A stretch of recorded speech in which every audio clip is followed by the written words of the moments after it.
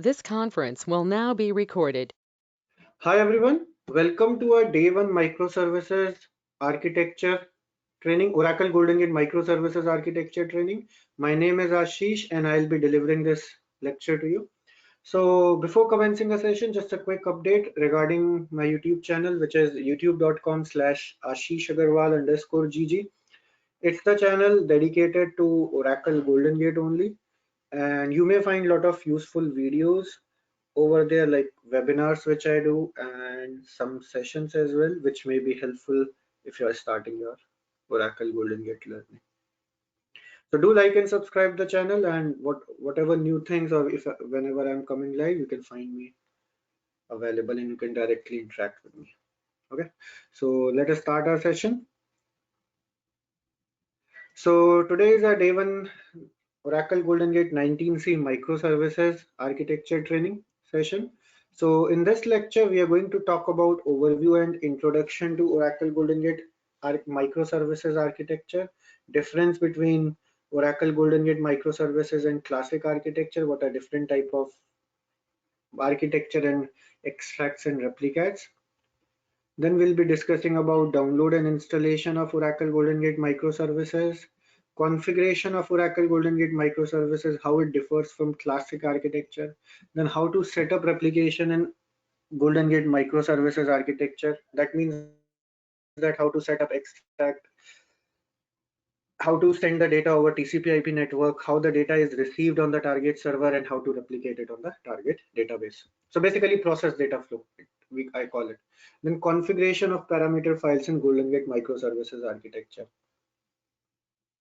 So parameter files are the heartbeat of Oracle Golden Gate, whether it is classic or microservices. So how do you set up how the directory structures are different between classic and microservices? We'll be discussing over here. Then performance matrix server. So performance matrix server is the introduction from 12.3 onwards, and it is also available in microservices architecture apart from classic architecture. So you can monitor the performance of Oracle Golden Gate real time in Oracle Golden Gate microservices through performance matrix. So we'll be discussing about that.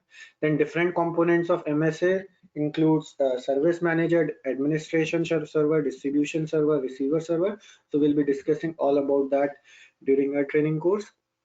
And then we'll be discussing about admin client.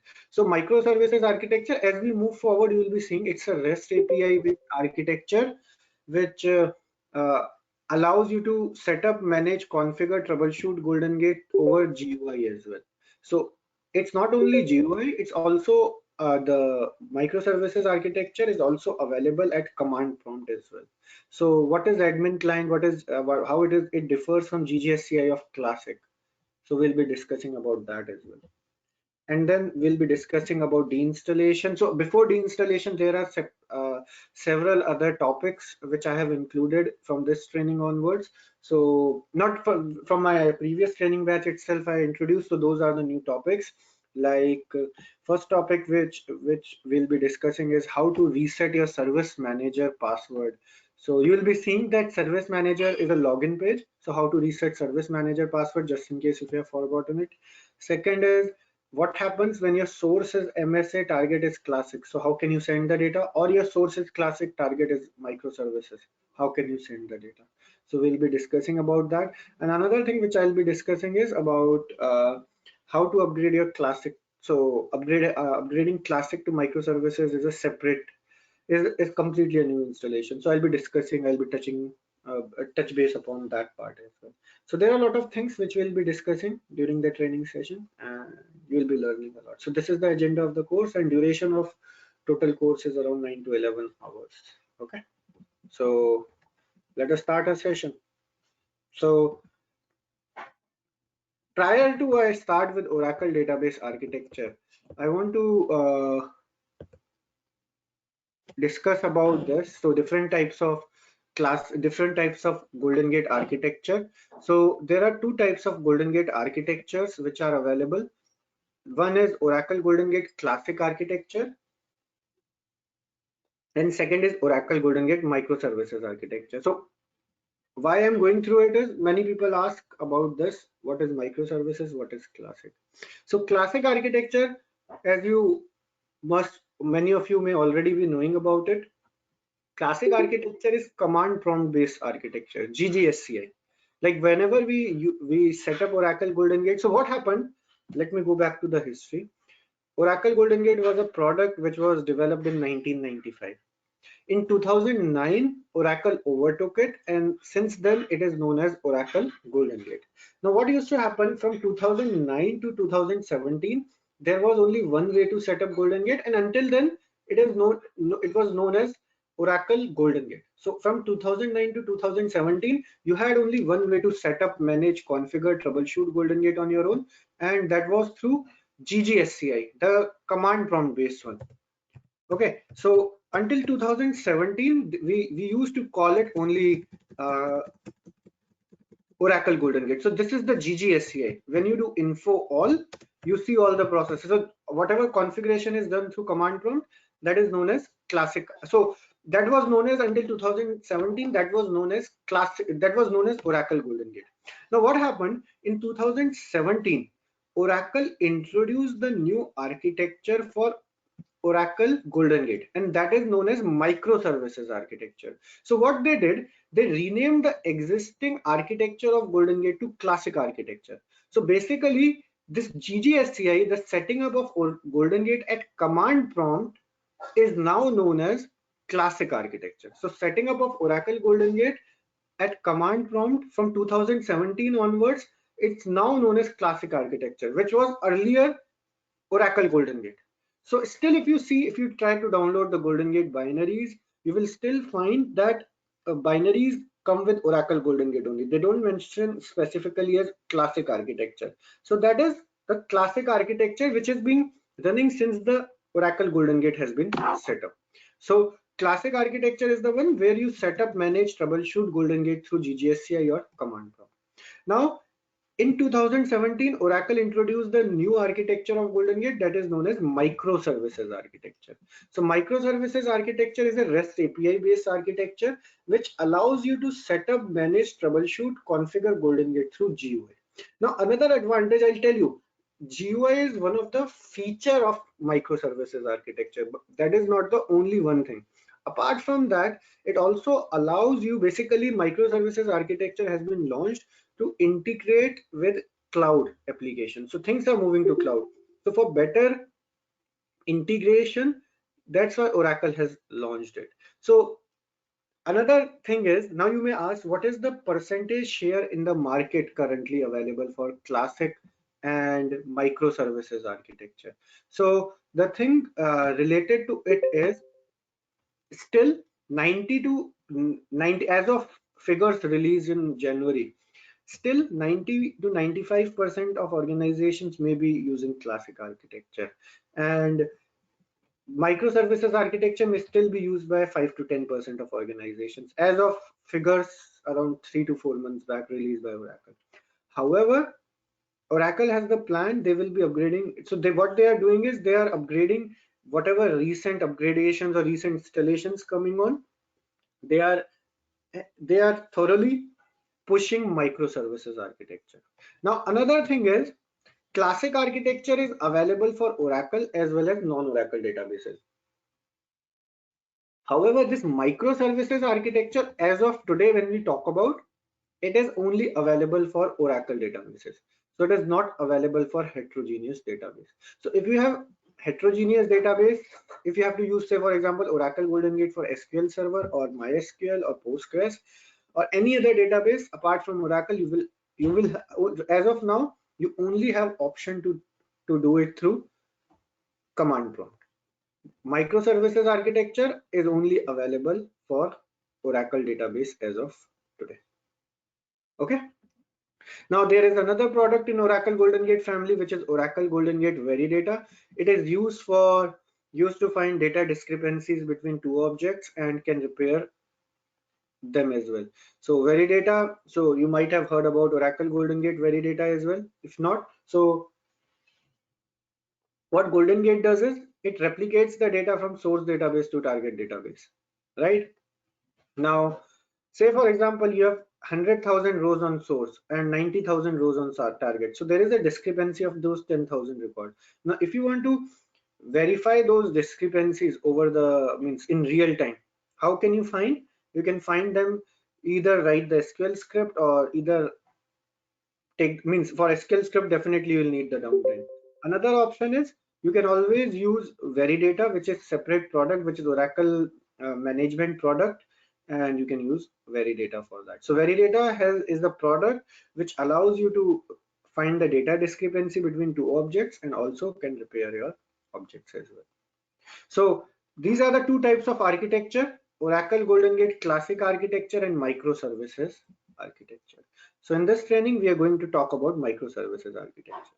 Now, another thing with before I proceed further, which I'll be discussing as the session goes on, but just to give you the brief idea about classic architecture. So now another thing is many people say, does anyone have that question? Many of you won't have because I have cleared it in one of the recent sessions of classic, but still if some of you have it, just get it cleared. So classic architecture, with the introduction of classic architecture, means because with the introduction of microservices architecture, people ask me that integrated is no longer available. So this is the question which is being asked by many students or many people. But other thing is, apart from that, you have to understand one thing. This classic architecture and microservices architecture are types of architecture. However, the integrated or classic extract, what we are talking about, are types of extract, types of replicate. So the naming convention, what Oracle has done is, why this confusion comes is because the name of architecture and types of extract or replicate are same. However, the thing here is you have to understand classic architecture and microservices architectures are types of architecture. Under classic architecture, you have different types of extracts available: integrated extract, classic extract. Similarly, under microservices as well, you have different types of extract available as classic extract and classic integrated extract. Similarly, under classic architecture, you have types of replicate available as non-integrated replicate or classic replicate, integrated replicate, coordinated replicate, parallel replicate. Under parallel, you have parallel non-integrated replicate and parallel integrated replicate. So both all these things, types of extract and types of replicate, are available for both are available for both classic architecture as well as microservices architecture. So we'll proceed now, and regarding these types of extract, we'll be learning more later on as in when the session goes. Okay, so I again repeat, Oracle Golden Gate Classic architecture is a command prompt based architecture, and Oracle Golden Gate Microservices is RESTful API based architecture, which allows you to configure, manage, set up Oracle Golden Gate through GUI as well. Now, another question which is being asked related to license. Now, Veridata is a separate license product, and microservices architecture, as of I know, if you have Oracle Golden Gate architecture, then you can use microservices. Means if you have Oracle Golden Gate architecture procured, then you have the option of running classic architecture or microservices architecture or both. However, related to license, I would say always talk to the product manager of Oracle who is with your organization, because I'm not a license expert on that, and Oracle policies applies on licenses, so I cannot comment. But as of my knowledge, I again repeat, related to licenses, if you have Oracle Golden Gate license, then you don't need separate license for microservices. That's what I heard about from Oracle. But for Veridata, definitely it's a separately licensed product. Okay, but I again repeat, same, you have to get the licensing information from Oracle. Okay, so I again repeat, Aparna is asking how to differentiate between integrated and microservices. So integrated and microservices, there is no difference. Means how can you differentiate between the two?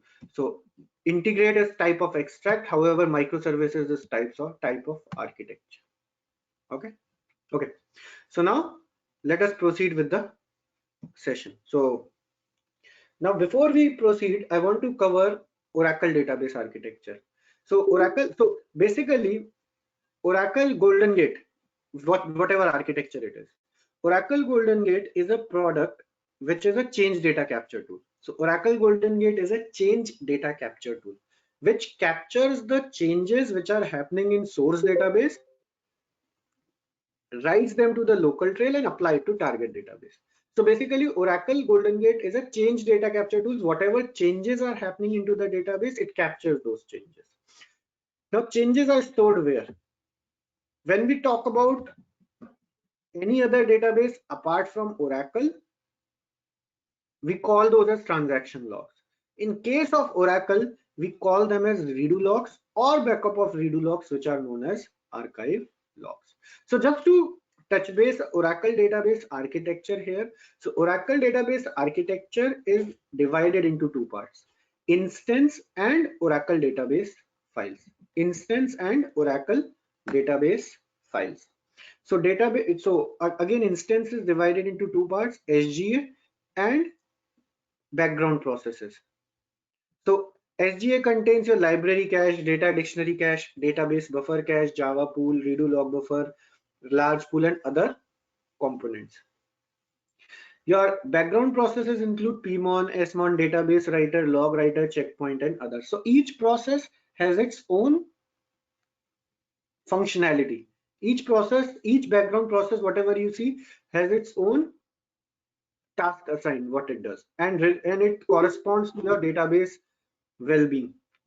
Now Oracle database is divided, it has three files basically associated to it. Data files, which stores the actual data. So when you do select star from EMP11, select star from DEPT, from where do you get that information from? You get that information from data files. Whenever you update, whenever you insert, whenever you delete, the actual reflection goes where? The actual data gets stored in the data files.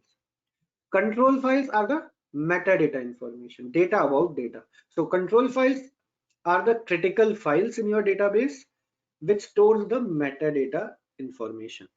And redo log files are the files which stores the changes. Whatever changes are happening in your database, those changes are written into redo log files. So say for example, any DDL or DML transaction, irrespective it is committed or uncommitted, they gets written into redo log files. Now redo log files are limited, and the backup of redo log files is taken on disk, and it is known as archive log files. So once your redo log files gets full, and the backup of those needs to be taken. So backup of those redo log files is taken on the disk, and those are known as archive log files. So redo log files are the files which stores the actual changes happening in your database. So those changes can be either DDL transaction, either DML. DDL include create, modify, alter. DML include insert, update, and delete. And remember, I again repeat, this thing will come, we'll be discussing subsequently, but you'll be understanding basically. So, but redo log files contains committed as well as uncommitted data. Golden Gate is a product which captures only committed transactions. Okay, so I again repeat, Oracle database is divided into two parts: instance and Oracle database files. Instance is divided into SGA and background processes. Now what happens is, say for example, you have to update the table, department table. So what you will be doing, you will be updating the table, you will be updating the record from DPT table. What happens is data gets returned. So as soon as you execute the statement update DEPT11, what happens is the dirty buffer, the record gets fetched into database buffer cache. Now as soon as you update it, the dirty buffer is returned into your redo log buffer. So whatever changes goes to redo log buffer. Now before database write, so database writer process is the one which writes the data from database buffer cache to data files. Now before database writer process can write the data from database buffer cache to data file, your log writer process writes the data from redo log buffer to redo log file. So basically these are the files which works on front end, and these are the this instance is the one which works in the background, which assists in writing the data or updating these files. Like checkpoint process updates your control files, database writer process updates your data files, log writer process updates your redo log files. So these are the background, this happens in the background, what you see this part, and this part what you see is the front end, which actually helps you, which actually allows you to see the data. Whatever data is there, actually it is available over here. So say for example, if any crash happens, database crash happens, so to get the database to the latest point, latest recovery point, your redo log file will come into picture. Redo log file or backup of redo log file, which are archive log file. So what happens is, as soon as you update the record, the dirty buffer gets returned to redo log buffer. Now before the buffer can be read, can be returned to data file with help from database buffer to data files, who writes it? It's the database writer process.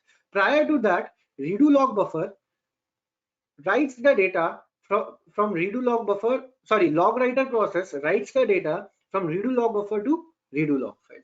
So redo log files basically contains the changes, whatever changes are happening in your environment. So if with each database you have transaction logs available. Transaction logs are the one which stores the changes happening to the database. So when we talk about Oracle, those transaction logs are redo logs or backup of redo logs, which are known as archive logs. However, when we talk about, say for example, SQL Server, or we are talking about MySQL, we call those logs as transaction logs of the database. So transaction logs are the ones which stores the changes, whatever changes are happening in your database. Now Golden Gate is a change data capture tool which receives the changes from the transaction logs of the database. In case of Oracle, Oracle Golden Gate receives the changes from redo log files or backup of redo log files, which are known as archive log files.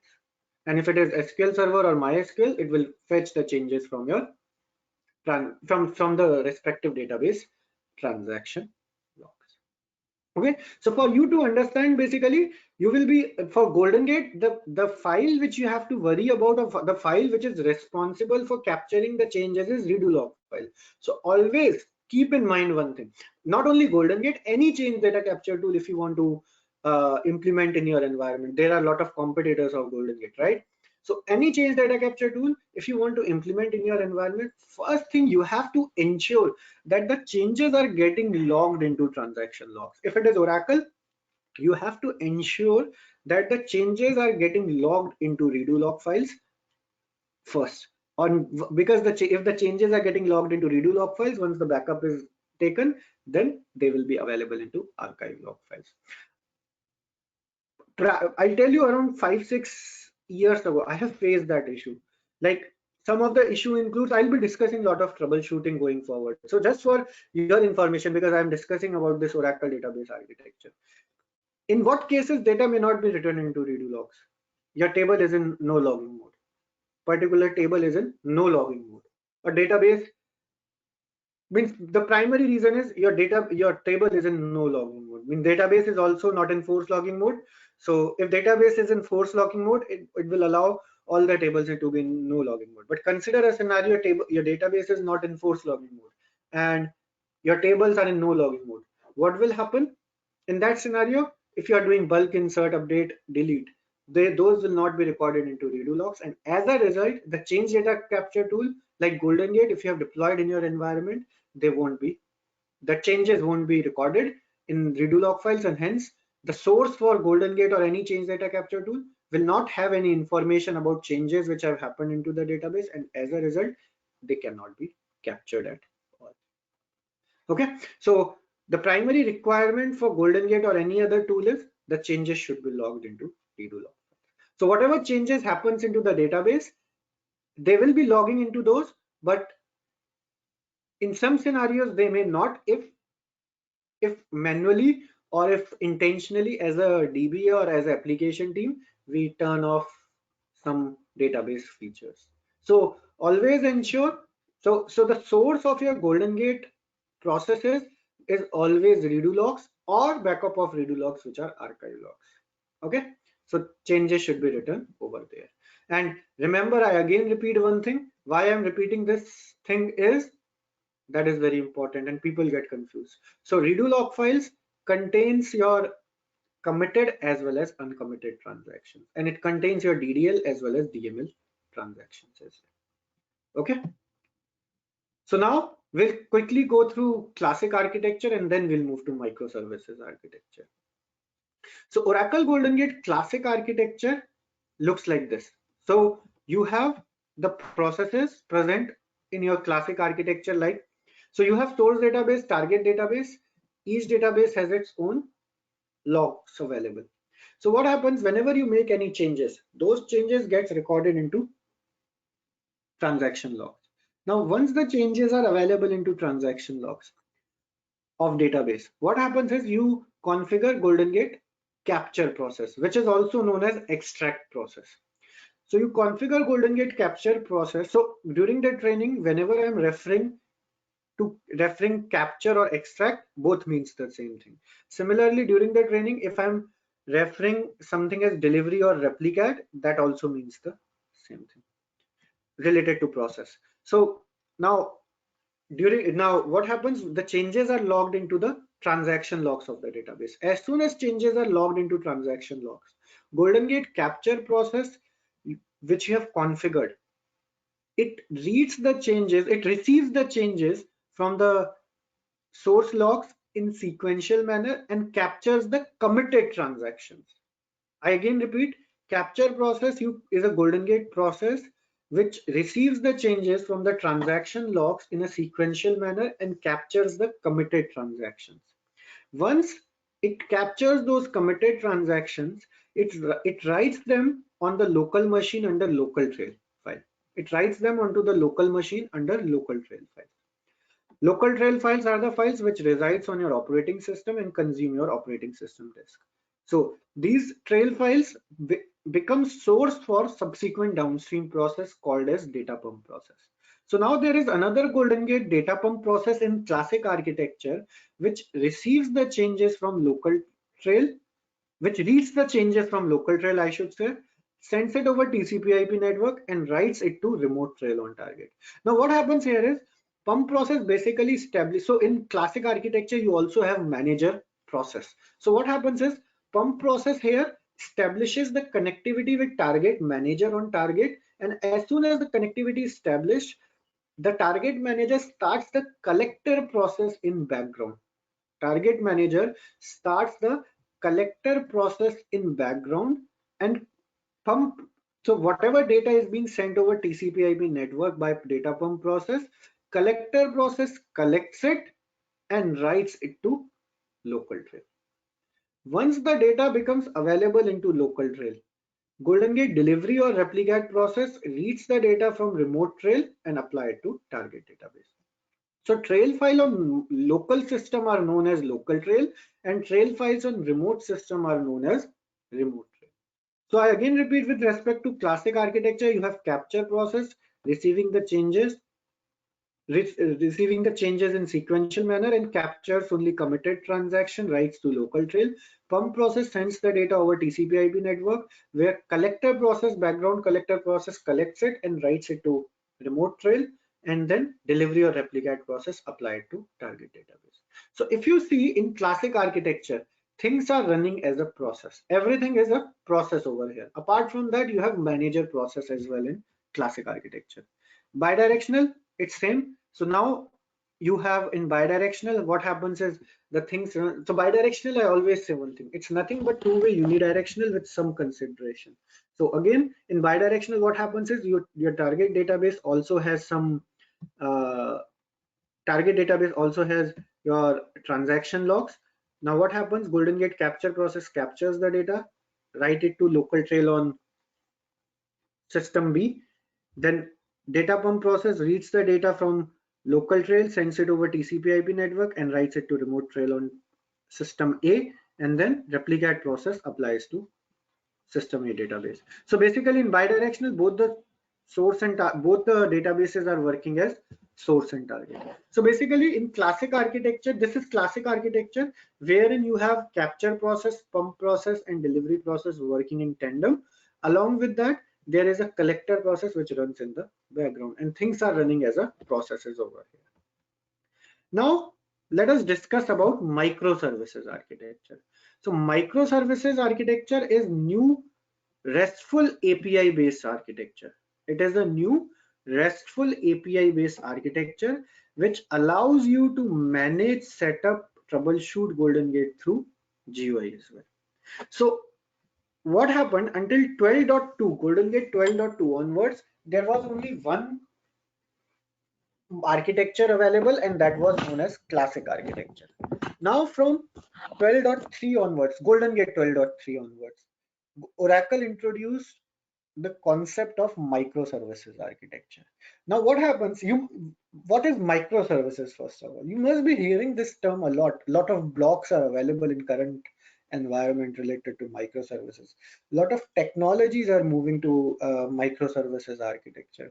So what is happening, like why you see all this is because see, microservices allows easier integration with cloud.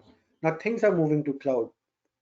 A lot of, means almost all databases, all applications, and cloud is the future. Definitely, still if your organization or place of work are using on-prem, definitely few years down the line you'll see everything moving to cloud. So microservices allows you for better integration of technology with cloud applications. So this is why Oracle Golden Gate also introduced the feature of microservices, so to keep up pace with current environment, with future demands. And Golden Gate is a product which is there to stay.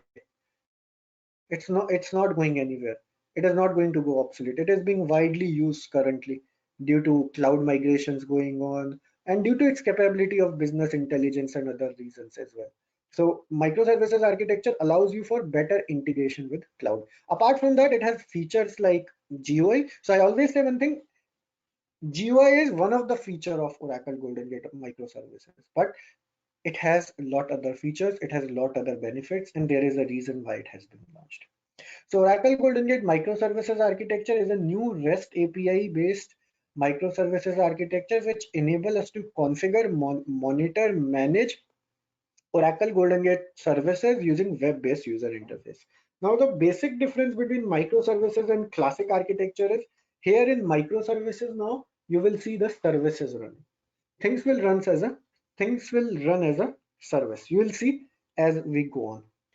Oracle Golden Gate 12c R3 introduced the concept of microservices architecture.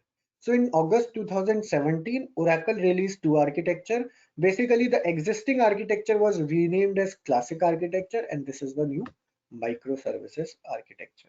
Now, another thing is, if you want to use new microservices architecture, you will have to do a fresh install and migrate to the architecture. So if you are using classic architecture and if you want to upgrade to microservices, it's not a direct upgrade you can do. We'll be discussing about that. You will have to do fresh installation of microservices architecture and then migrate to that particular architecture. Now, the components of microservices architecture. What are the components of microservices architecture? So these are the components of microservices architecture: administration server, service manager, receiver server, distribution server, and performance metric server. So we'll be discussing everything in detail.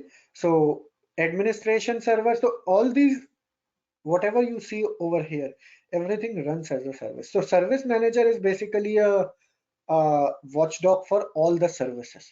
So service manager is a login page you'll see, and under service manager you have all the services running like administration server, receiver server, distribution server, and performance metric server.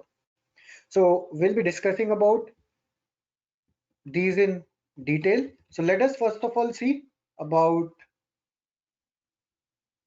download and installation of Oracle Golden Gate microservices. Okay, so before we can download microservices architecture, first thing what you have to do is you have to you have to ensure that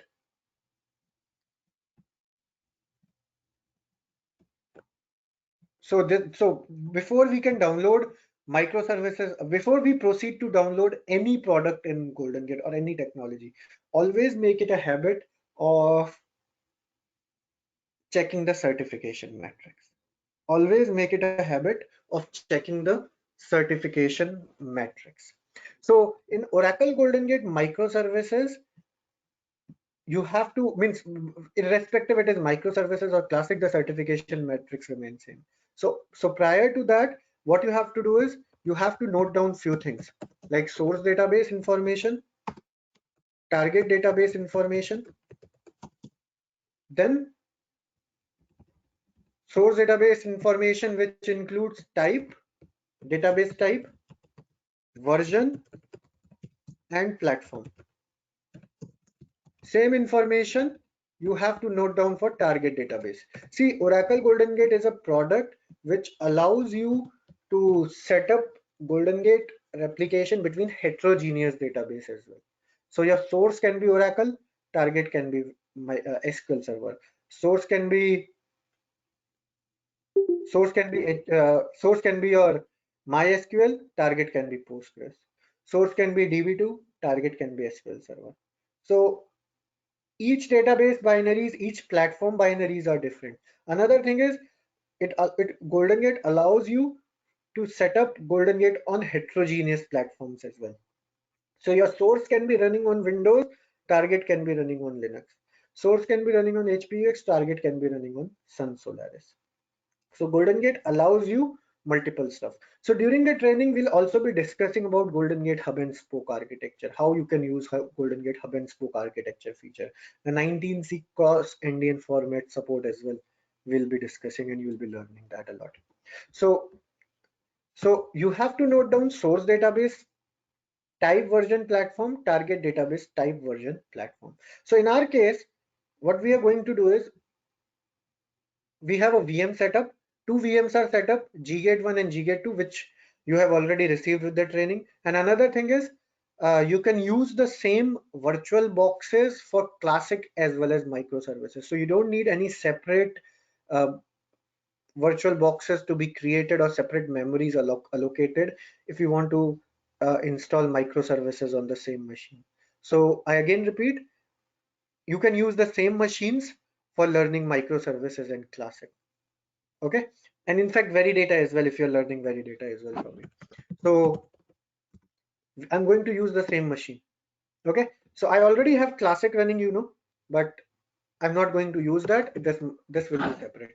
Now the thing is, before proceeding, you have to note down few stuff, as I mentioned, before you move with download and installation.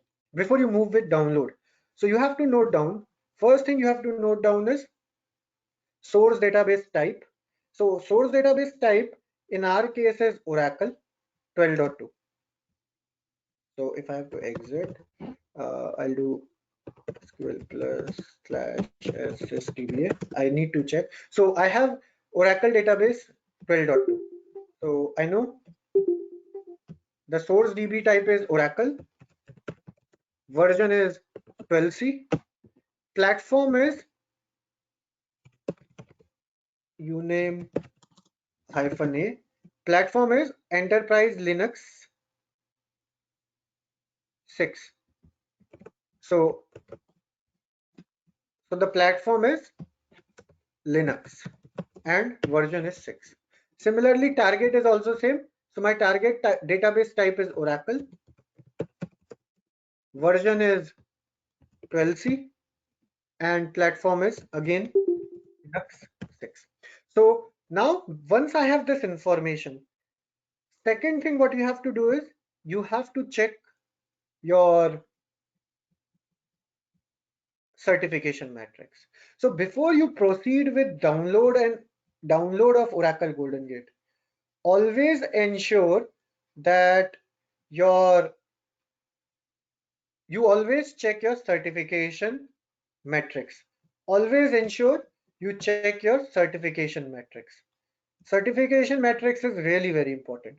So Now in our case, so this is the 19C certification matrix. So 19C is the latest one. So 19C, 18C, 12C, whatever certification matrix you want to use, before you proceed with download before you proceed with download, you make it a habit of checking the certification matrix. Also, I highly encourage. I have seen many people related to database as well. Like 19C database, it works on Linux version 7.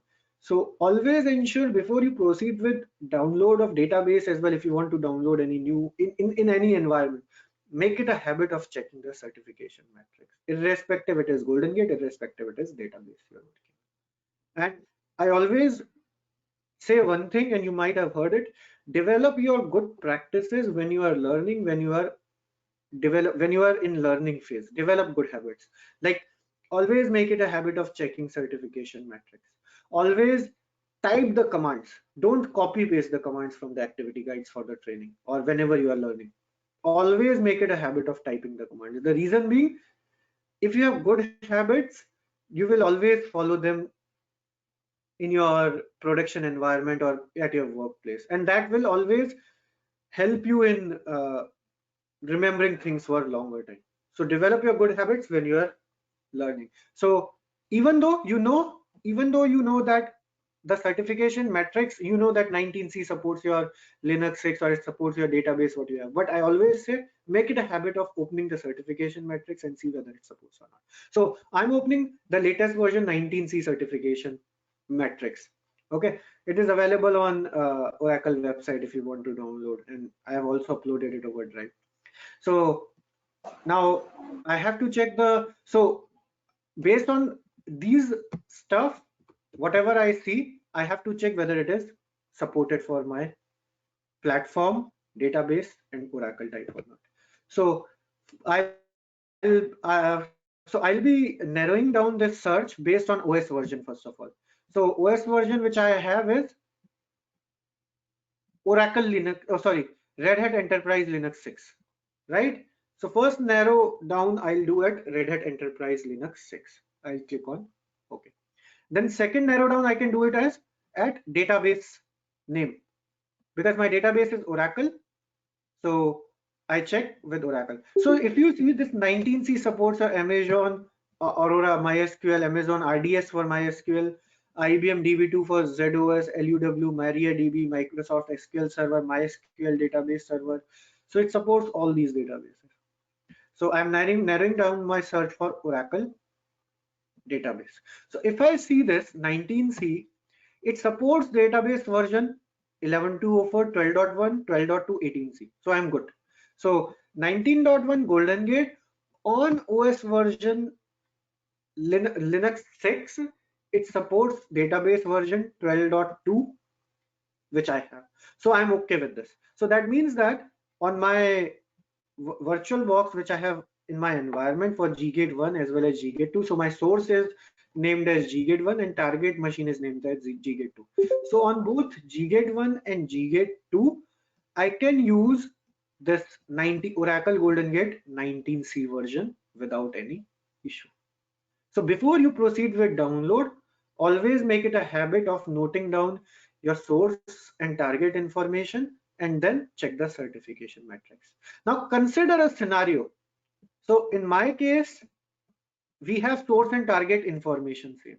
So so one binary will be sufficient. So same binary could be used for source and same binary could be used for target. However, consider a scenario wherein your source says Oracle, target as SQL Server. So in that scenario, what you will be doing is you will be checking the certification metrics for SQL Server as well. You will have to check the certification metrics for SQL Server as well. So if I narrow down my search for SQL Server, so you can see SQL Server is also supported on Enterprise Linux 6, and it supports SQL Server version 2012, 2014, 2016, and 2017. So based on the database, based on the platform, based on the OS version, always ensure that your certification metrics supports.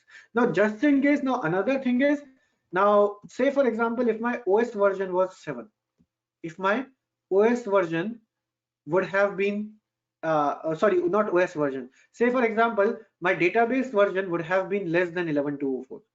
So now again I'll open Oracle database. So now consider, one thing could have been, say for example, if my OS version would have been Linux 7. So in that scenario, this 19C would have been supported. So I would have to check the certification metrics based on 7.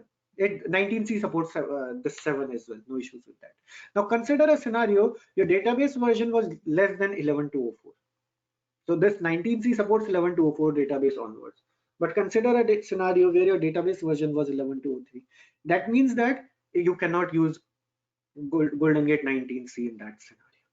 What you have to do is then check the certification metrics of 18C, whether Golden Gate 18C supports your 11.203 or not. If 18C does not support, then go to 12.3, then 11G, then 12.2, and then backward certification metrics. Okay, so always make it a habit of checking the certification metrics. Once you have done that, then what you have to do is you can proceed with download of Oracle Golden Gate. So I have discussed about this download of Oracle Golden Gate in activity guide 1, which you have received.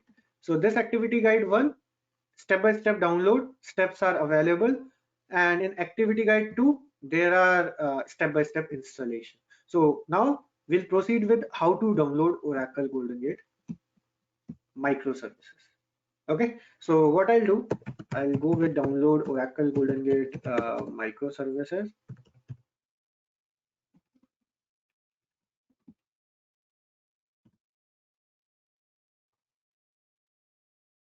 So go to Oracle Golden Gate downloads. So when you go to Oracle Golden Gate downloads page, so you can type directly on Google, or you can go to oracle.com, and there through steps, products and services, then you can come to this page. Okay, so when you go to this page, you will find different products like Oracle Golden Gate 19.1.0.0. So if you see, each binaries are different based on platforms and based on database types as well. Like if you see this binary Oracle Golden Gate 19.1.0.0.4, it is for Oracle on AIX.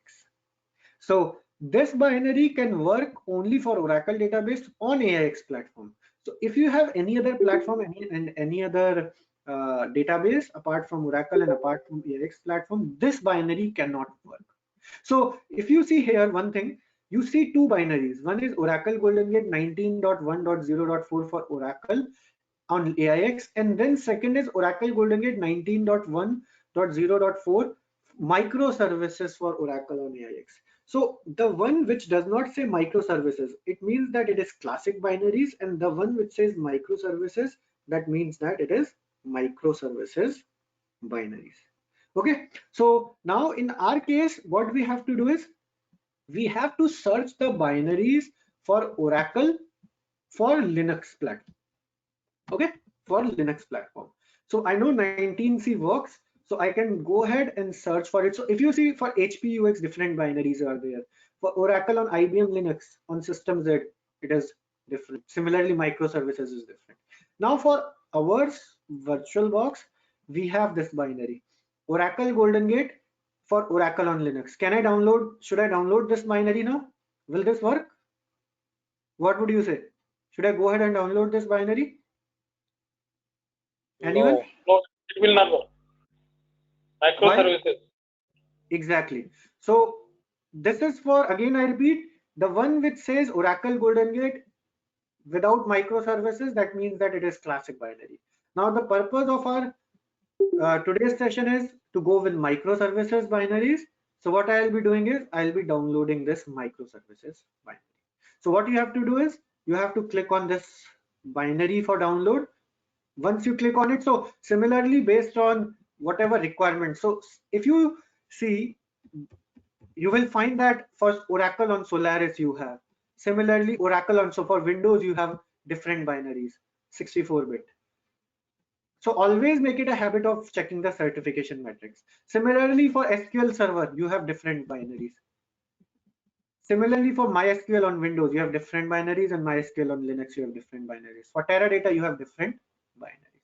So every binaries is different for based on different platforms and based on different databases. Similarly, you have 18C binary also available over here.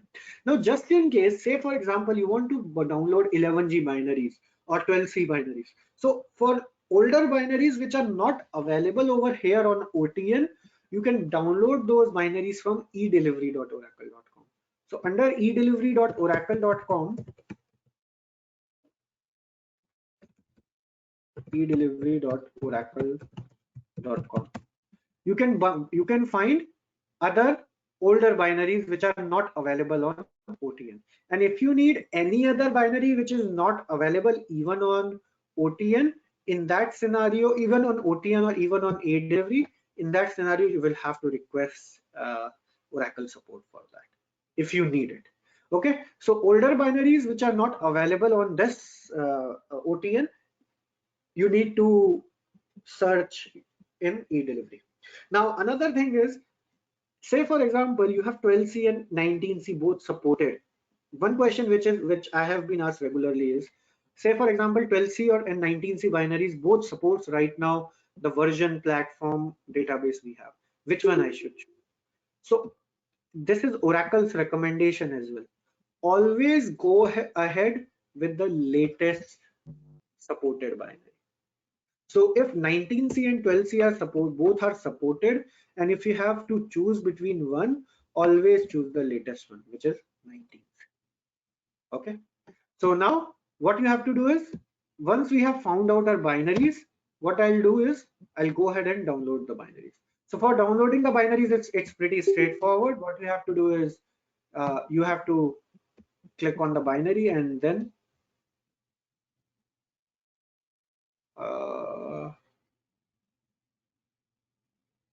okay, this is the one. So what you have to do, you just have to click on the binaries and then select I have reviewed and accept the licenses. Once you have reviewed the licenses, select it and click on download, and then it will ask you for credentials for Oracle support. Then the download will start. Once it is downloaded, you can transfer it to your virtual machine using WinSCP or any other file transfer protocol. So the virtual machine which you have received, you already have on our virtual machine, we already have this Golden Gate microservices installed. Sorry, microservices already downloaded and binaries are already transferred. So they are available under /home/oracle/softwares, and under that you have binaries available for OG. So you have a folder called as OGG MSA 19C binaries. Go over there and now do ls-lart. You will find latest binaries available. So the same are available on the virtual boxes which you have received. So I again repeat, the binaries are downloaded and they are available under /home/oracle/software/OGG MSA 19C binaries in the virtual boxes which you have received. Now the download is completed. Once the download is completed, then we'll proceed with installation of this microservices. So once the download is completed, we'll be proceeding with installation of microservices. So for installation of microservices, so activity guide 1 is related to download. Activity guide 2 is related to microservices installation. Now remember one thing, microservices installation is different than your classic installation. Microservices installation is different than classic installation. So in microservices installation, you have 3 homes you have to create. One is Oracle home, Golden Gate home you have to create. Second is Service Manager home which you have to create, and third one is deployment home. So you can name anything. It's not like you have to name a particular, you have to provide particular name. You can name anything. So I again repeat, you have to create 3 homes in your microservices environment before you proceed with installation. First is you have to create one Golden Gate home, second is service manager home, and third one is deployment home. So OGG home is the home where your Golden Gate will be installed. Service manager is the home, as I mentioned, service manager is watchdog for all the resources. So under service manager, your all the service manager related details will be provided. And under deployment home, you will be providing deployment related information. Like deployment means in Golden Gate, in microservices, you can have multiple deployments, like where your processes are created, like extract or replicate process. So these are called as deployments. So that's why you need to create 3 separate homes: Golden Gate home, service manager home, and deployment. And you can create them anywhere, and you can name them anything as well. So we'll proceed and move ahead with creation of directories. So I'll go to U01 app Oracle, and as I mentioned, you can create anywhere. I'm choosing this location, U01 app Oracle. Now another thing is, before you proceed with installation of Golden Gate, how will you define where you have to create, where you have to install Golden Gate? Now, one thing, and how much space you need to define for Golden Gate. Now, one thing I always say, if you are installing it in any environment, make it a habit of creating a separate mount point or separate directory for Golden Gate. Like in production environment, whenever I install of any project, because this is my VirtualBox and I have some space constraint, that's why I'm unable to create a separate mount point over here. But if you are working in any environment related to project, make it a habit of asking a separate mount point for your Golden Gate. Like I always proceed and ask for separate mount point called as /Golden Gate, where my Golden Gate binaries will reside, where my Golden Gate installation will reside. Okay, so in this /Golden Gate, I'll be creating separate binaries, separate directories for Golden Gate installation. Now, another thing which you may be asked for your project design is, because you are asking for separate mount point, how much space we should grant to this? How much space should be granted to this particular mount point? Now, again, space calculation can be tricky, but how will you proceed? How will you understand how much space you need? So I can give you I will be giving you the, what should I say, temporary, not temporary, but the way calculation which you can use, but each calculation can be different. Now, how do I do the calculation for this? I'll tell you. Now, say for example, based on different requirements, it can be. Now, what I generally do is I check so say for example, most of the projects, they need either particular schema or almost complete database application schema replication, right? In that scenario, what calculation you may use is check out the redo log count, redo log size, redo log generation which has happened in last 7 days. Check out the redo log generation which may happen in last 7 days. So for last 1 day, it may be, say for example, 500 MB, and it may be varying between 500 MB to 1 GB. And so what I'll be doing, another thing which I'll have to do is I also will look for how much housekeeping you have to keep, for how long you have to keep the data. The Golden Gate trail files are generated, right? So you should be knowing for how long you need to keep those trail files for. Trail files are nothing but the data whatever is generated or extracted by the extract process, it stores in your Golden Gate trail files. So basically, and what is the ultimate source for your local trail or remote trail? It's the redo logs. So that's why we are going to redo logs. Now, say for example, you want to keep your data for 7 days. You define that as a project requirement. You need to keep the data for 7 days. So what you will be doing, you will be checking the redo log size, redo log and archive log generation for last 7 days. Now say for example, you identify that every day the data which is generated is 500 to 1 GB. Now for last 7 days, that means it is around 7 GB. Okay. Now what you will be doing is, it's not only this 7 GB which you will be needing. Now I generally, what I do, you should be multiplying it at least by 10. You should at least be multiplying it by 10 and then do plus 30% addition. Like in this scenario, it could be 70 plus 30, it will be 91 GB, which the calculation which I have come across right now. So what I'll be doing under /GoldenGate, and because you may need some other files to be kept, so minimum 91 GB of data you will be the mount point size you will be requesting, plus you have to consider next 2 to 3 years growth, because the size of the database will continuously increasing, and also maybe redo generation may increase. Today it is 500 MB, tomorrow going forward it may be 3 GB per day. After that, after 2 years, between 2 years and 3 years, it will be 5 GB per day. In that scenario, you have to consider that those calculations as well. Now these calculations, as I'm mentioning, they may not be perfect, and each one has different way of calculating it, but I'm giving you the way to calculate how much size you may be requesting it for. So 91 GB plus you may be requesting for additional 100 GB as well. So you may request for 200 GB of mount point in your environment.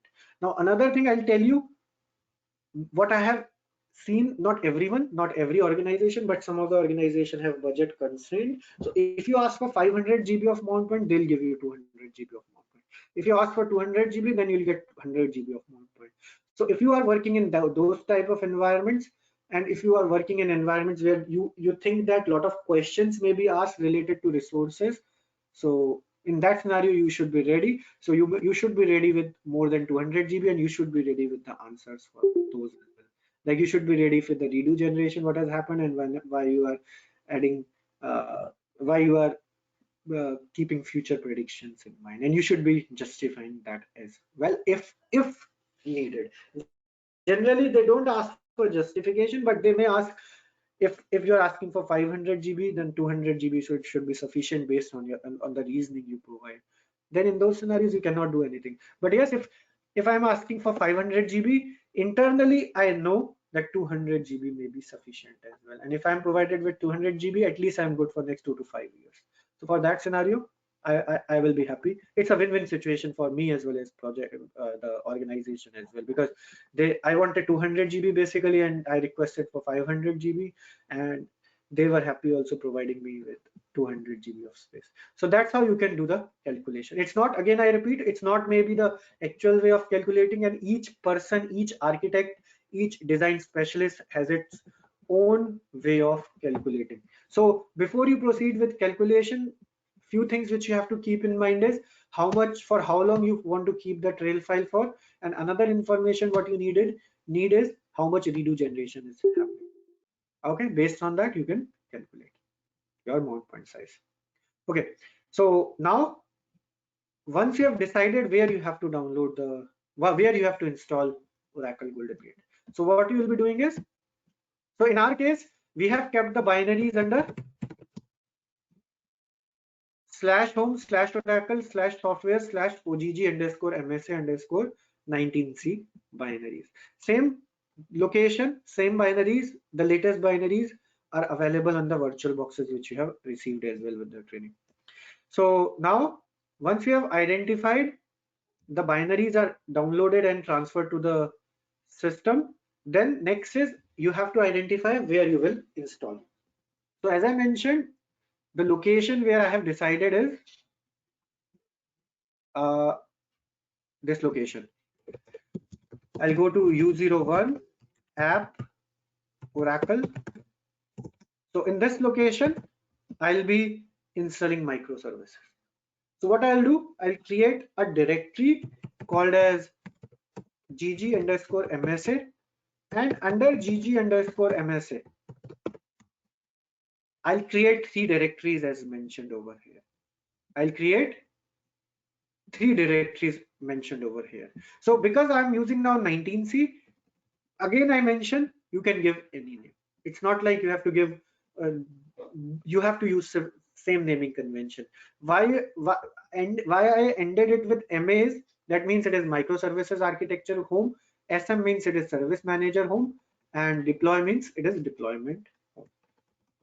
So I'll create three binaries. So one binary, I'll create three directories. One directory I'll create with the name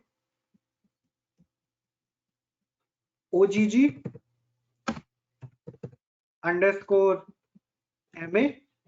Then next I'll create with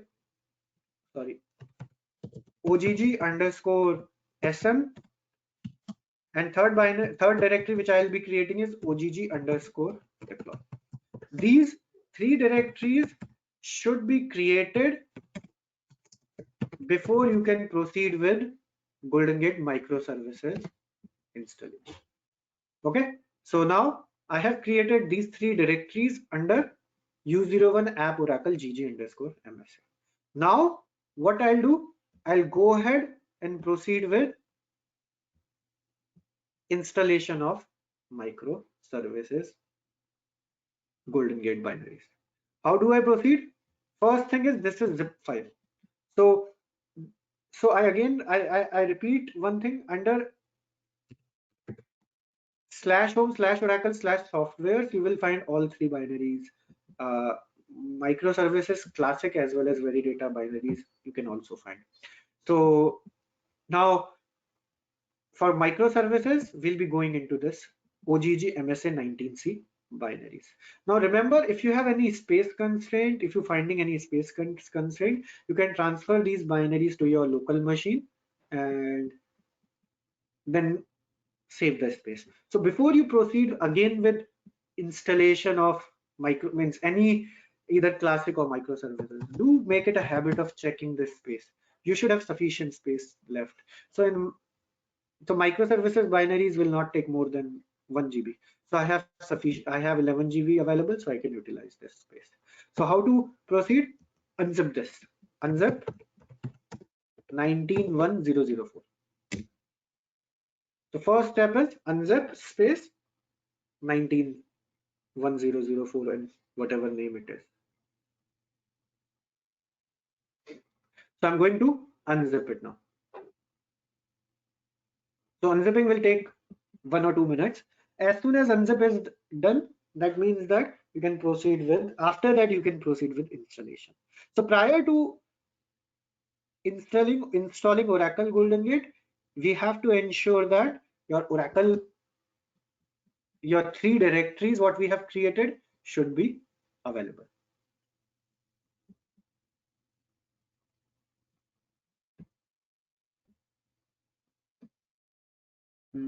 Where did we unzip it? Okay, this is the location where we are unzipping. So the binaries unzipping is in progress. In the meanwhile, unzipping is in progress. If you have any question, you can ask. If anyone has any question, you can ask. Either by chatting or asking. Yeah, Alex. Yeah, so do we have to install the microservices on both the source and the target? Okay, that is good question. I'll take that question in next few minutes. Alex, thanks for asking that. So I'll be taking that question in next few minutes. Prior to that, let me proceed with installation. So in our case, what I'll be doing, we'll be doing installation on both G-Gate 1 and G-Gate 2 for our training and reference purpose. But yes, I'll be taking that question in next few minutes for you. Okay, that's the question. And make me remember just in case if I don't cover it, but I'll be covering it for sure. Yeah, Nijesh. If I install GG and MA on both on same server, then do I need to change the port manager port in one MA? Okay, again, that question will be answered for you in next few minutes. Just to give you a heads up, in Golden Gate microservices, there is no manager process. Now, remaining question will be answered for you, Nijesh, in subsequent as we move forward. Okay, thank you. Okay. But yes, any port which you have to choose in any environment, remember that should be unused port.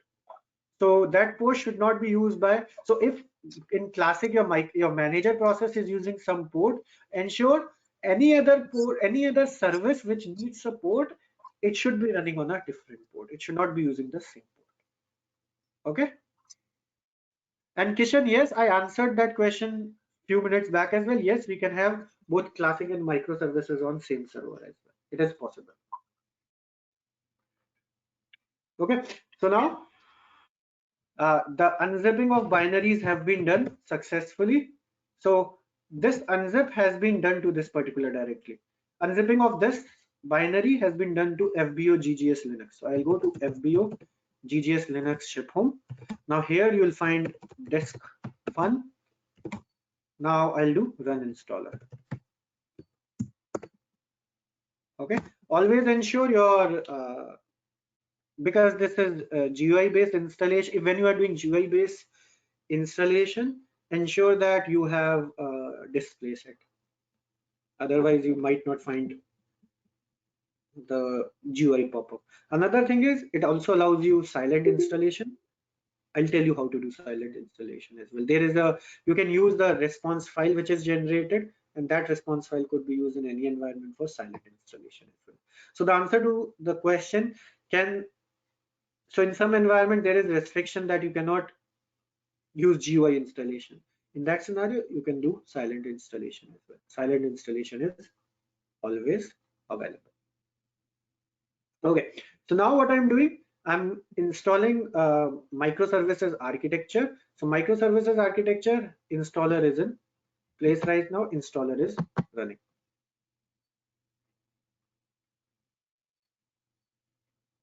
So we will have a GUI in front of us as soon as we get it, we'll proceed with installation.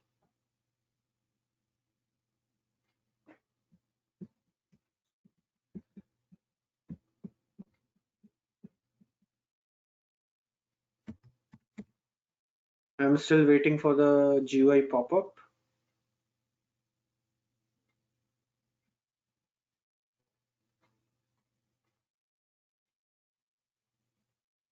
Why it's taking so long?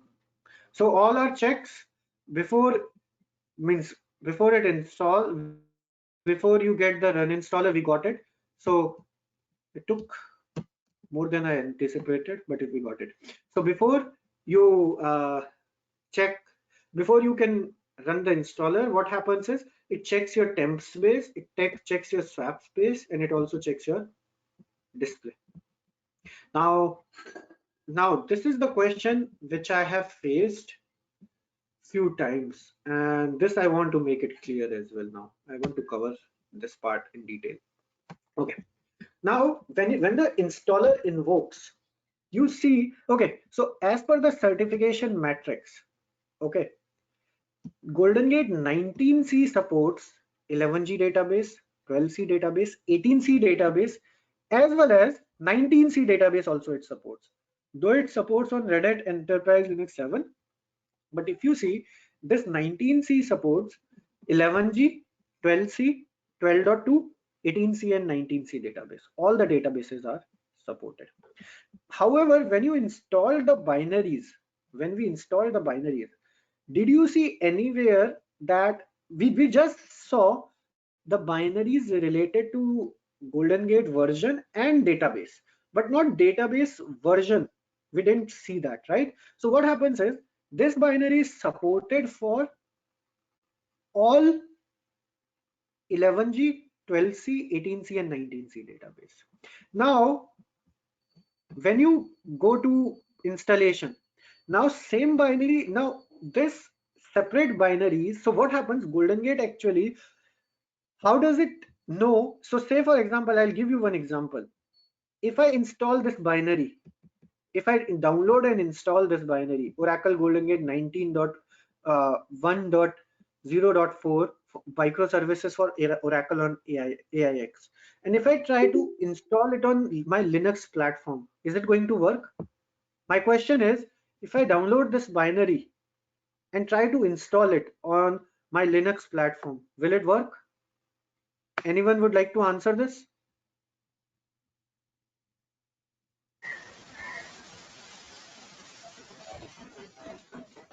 No, Okay. it should not work. I again repeat my question. Okay, so I hope you got my question. If I download this particular binary and try to install it on my Linux, will it work? So I got the answer no from SMA and Alex. Thank you. Does anyone else has any other answer apart from no? Does anyone else says? Does anyone says yes? Okay, no, I don't see anyone. That's correct. So if I download this binary and use it on Linux, it won't work. The reason being, each binary is different for different platforms, and on what basis they differentiate is based on kernel parameters. So the kernel parameters provided for this binary. So this binary has been created for supporting the kernel parameters for AIX, which are not supported for Linux. Similarly, this binary, if I download, it can only work on Linux. Same way, here comes the Golden Gate installation. Now, Golden Gate installation, now we have selected the correct binary. Now, when you install the binary, it asks you whether you want to install this 19C 19.1.0.4 for Oracle Database 11G, Oracle Database 12C, Oracle Database 18C, Oracle Database 19C. You have to ensure you select the correct database. In our case, because our database for which we are going to use is 12C, we'll be using this option. We'll be selecting this particular option. Now, why it is important is the reason why it is important is when you invoke Golden Gate, actually Golden Gate looks for the database binaries, and it looks for the libraries of database. It looks for database libraries. Now, database libraries of 19C are different, 18C are different, 12C are different, 11G are different. So if you choose, say for example, 19C, if you choose Oracle Golden Gate for Oracle Golden Gate 19, Oracle Database 19C, that means that on the server you are installing, you should have 19C database libraries available. So if the 19C database libraries are not available, you cannot invoke Golden Gate in that scenario. So that's why we have to choose the correct option. So here we have to choose the option Oracle Golden Gate for Oracle Database 12C. Okay, yeah, Alex. Okay, so let's say we have a mixture of 12C and 18C and 11G databases on our systems. So Okay. can we use the same microservices to for all, or we need to, for 18C we need to do a different installation, and for 11 a different installation Okay. and same as 12? Okay, that is another good question, Alex. Now that question I'll take along with your the question which you asked. Can we install Golden Gate on one server, or do we need to install it on both servers? So I'll answer this question when I'll be installing this on Ggate 2. I'll take both the questions at the same time. Okay. So in that scenario, you have two options available, and I don't want to take that right now because I first want to let everyone know about it, and I'll take that question later. Okay. Okay. So now we have to select the database for Oracle Golden Gate for Oracle Database 12C, because our database is 12C right now. Okay. So whatever database you have to install Golden Gate for, you have to select that database. So Alex, one option is if you have multiple databases and if you want different installations in that scenario, yes, in that scenario you will be using three different. So you will have to do three different installation. One for Oracle Database 12C. Once it finishes, then select Oracle Golden Gate for 18C. Then select Oracle Golden Gate for 19C. So three separate installations in that scenario. Now there is another scenario available. I'll be discussing that later. Okay. So now in our case, our source database is 12C. So I'll be selecting this Oracle Golden Gate for Oracle Database 12C. Remember, always make it a habit of selecting a correct database. If you select the wrong database, after that you will face issues. Once you have selected the correct database, click on next. Ashish, On the suppose my next screen, it will ask for the software location. Software location means where you want to install this Golden Gate. That is this location. What we have created. This location. Yeah, Pawan, you had a question you can ask. So we'll be selecting this location. Yeah, Pawan. yeah, Ashish, suppose my database is on 19C, but I'm installing Golden Gate on an intermediate server where I have That's what 12C. Pawan, I'll take that question later on. I'll take so that question I'll be covering later on. Okay. Okay. I will be covering. Don't worry. Okay. Just hold. Just go with the flow, and I'll be taking those questions later on. Okay. So now we have to provide the software home, basically where Golden Gate home will be. So this will be my Golden Gate home. So basically I'll be installing Golden Gate in this location. So I go to U01,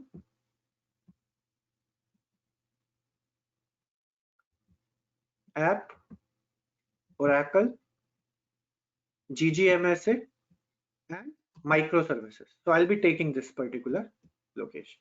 Open it.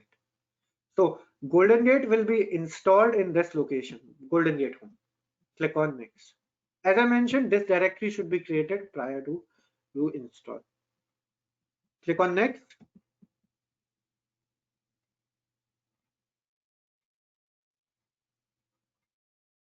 And then it asks for the summary. Check the summary. Whatever you think is okay, means verify the summary. If it is okay, then click on install. Now another thing here is for silent installation. If you want to do silent installation in your environment, what you have to do is, in case of silent installation, is you can save this response file on the machine, and you can use this response file, edit according to your environment, whatever details you want to edit it, and use this response file in any of the environment for silent installation. Okay, so now once you are verified, click on install. So the installation of Oracle Golden Gate will happen now. So installation of Oracle Golden Gate, microservices will happen. So this will install Oracle Golden Gate microservices on your Ggate 1, right? Okay, so what it does, it first prepare your environment, then copy the file, then link the binaries, and then set it up. So once the installation is completed, we are good. But that doesn't mean that your Golden Gate microservices is installed completely. After that, you have to create the service manager as well, which we'll be discussing later on. So this will just complete the installation of microservices. After that, there are other steps for configuration in microservices before you can proceed with configuration of extract. So service manager, as we mentioned, the Golden Gate microservices components include administration server, service manager, receiver server, distribution server, and performance metric server. So service manager is the one which is watchdog for all other services. So under deployment, you have your administration server, receiver server, distribution server, and performance metric server. So right now this is the first step of installing Golden Gate, Oracle Golden Gate microservices architecture, and this will also be known as Golden Gate Home as well. Okay, so this microservices installation takes couple of minutes. As soon as it is done, then microservices installation will be completed, and then we'll proceed to Ggate 2 installation. Okay.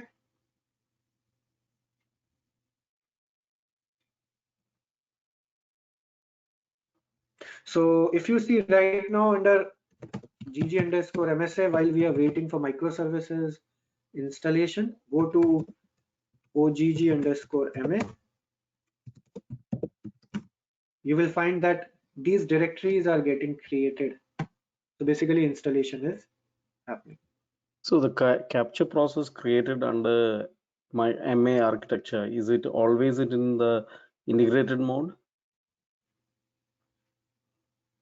Now, we discussed about this, right? So the types of architectures, type of extract, integrated extract, classic extract, types of replicate, non-integrated, classic, integrated replicate, non-integrated or classic replicate, integrated replicate, coordinated replicate or parallel replicate are all available under classic architecture as well as microservices architecture. Okay, thank you. However, another thing here is related to database. If you have multi-tenant architecture, so in that scenario, multi-tenant architecture means container and pluggable. In that scenario, only integrated extract is supported. However, with respect to Golden Gate, there is no restriction what type of extract or what type of extracts are available, what type of replicates are available. Each type of extract, each type of replicate is available under classic or microservices architecture. Okay, thank you. Okay, so now installation of Oracle Golden Gate was successful. So Oracle Golden Gate microservices installation has been successful under your G-Gate 1. Okay, now once the microservices installation is successfully completed on G-Gate 1, now we have another machine which is G-Gate 2. Now we'll proceed with installation of Oracle Golden Gate microservices on our G-Gate 2 as well. Okay, so this is our G-Gate 2 which is already running. Now under G-Gate 2 as well, because we have cloned it and the virtual boxes which we have created. So now go to U01 app Oracle, sorry, /home/Oracle /softwares. You have binaries available, and under OGG MSA 19C binaries. Now I'll take the questions related to, and those questions will be answered now. Okay. Okay. Now the 19C new feature.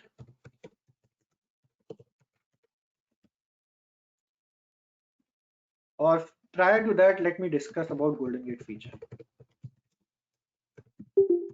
Golden Gate supports remote capture, remote apply, remote capture and remote apply as well.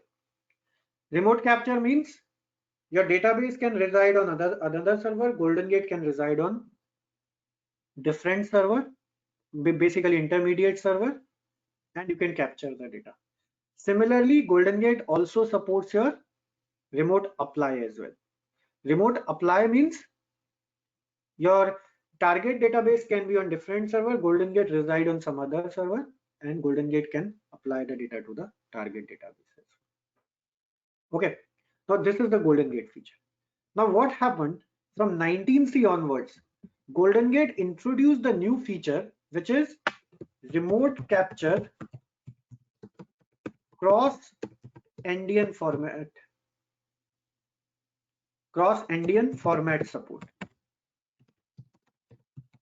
This is new feature of Golden Gate 19C. What does it mean?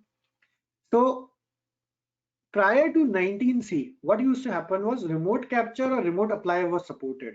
However, that was only supported with the same endian format. Same endian format.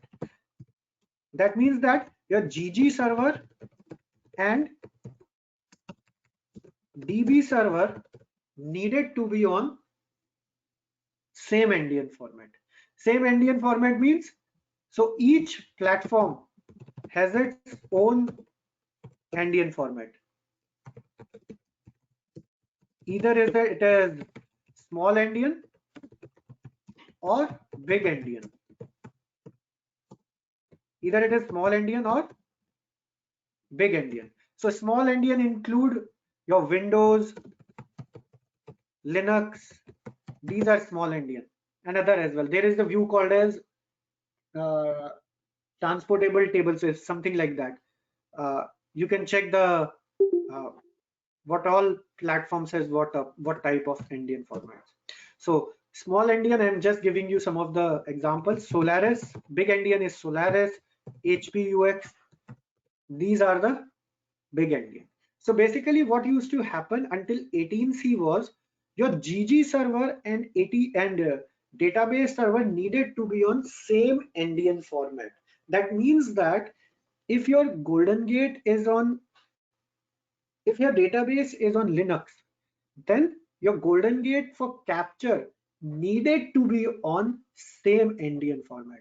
That means that your Golden Gate, your database on Linux can be extracted through Golden Gate on Linux, can be extracted through Golden Gate on Windows.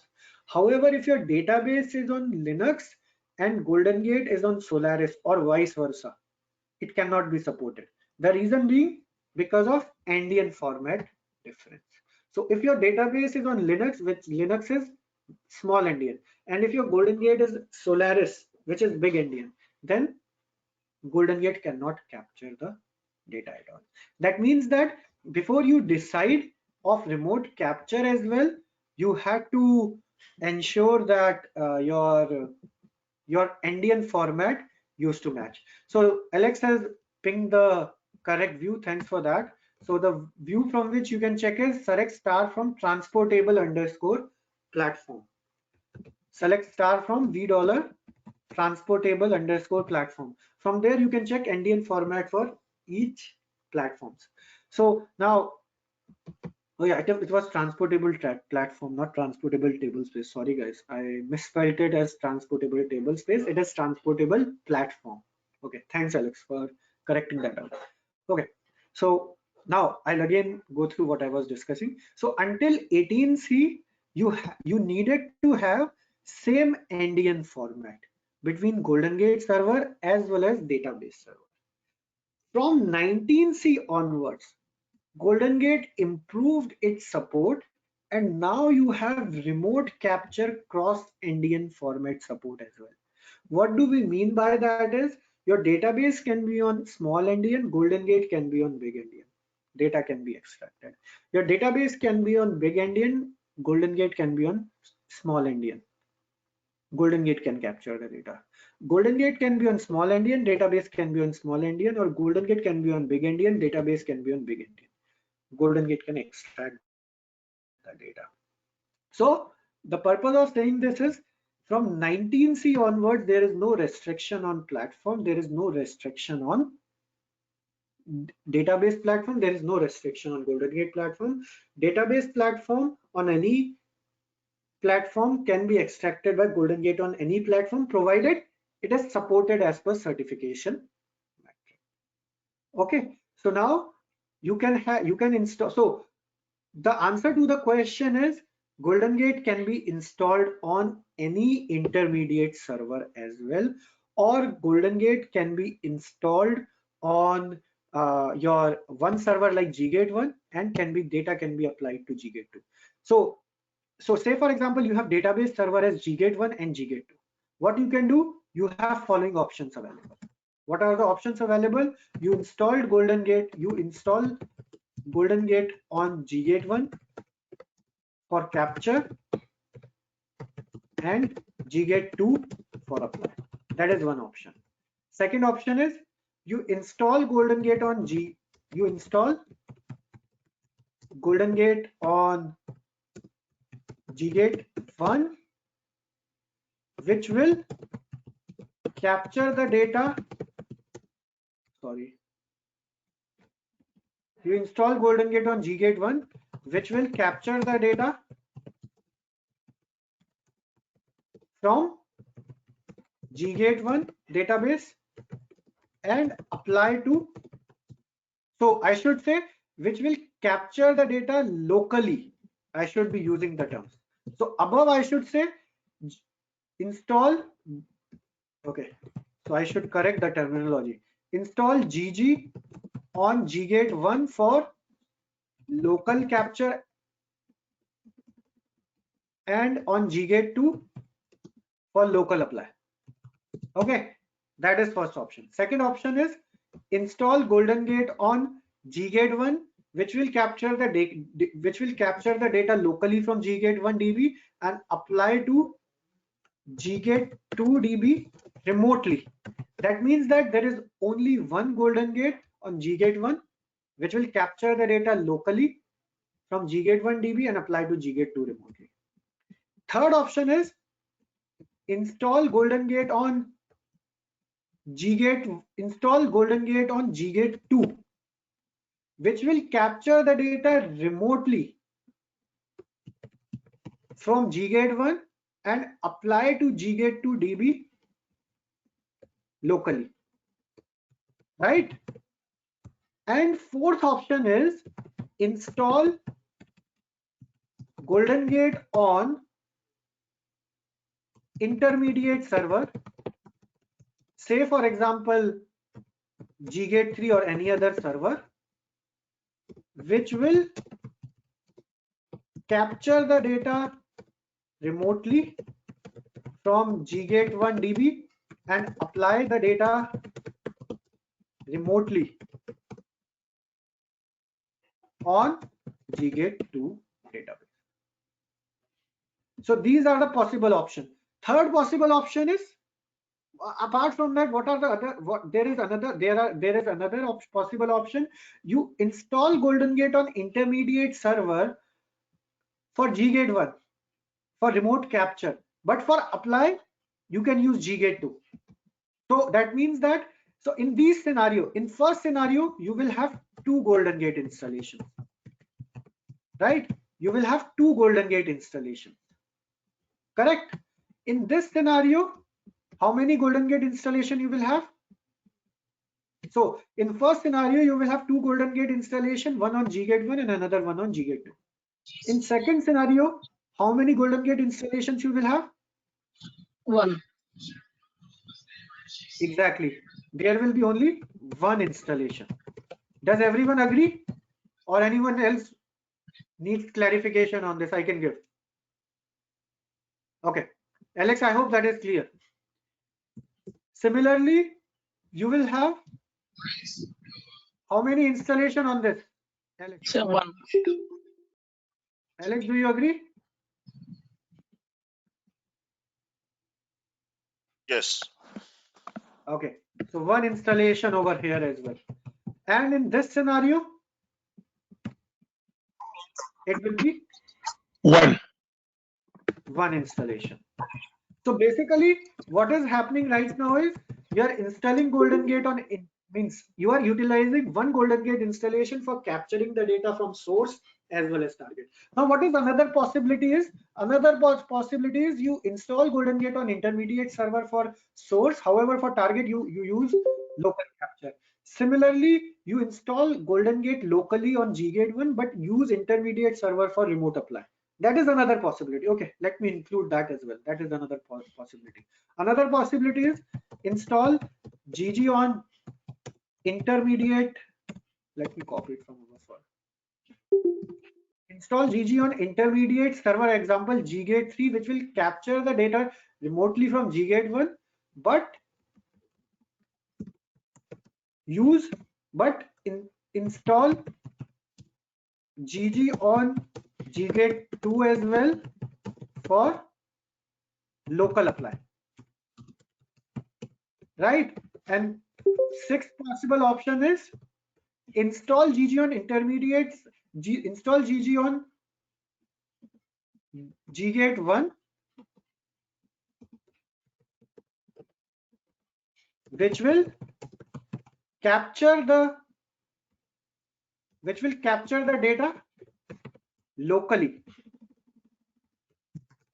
from GGate1, but install GG on intermediate server, right? But install GG on intermediate server, example GGate3, which will apply data remotely to GGate2.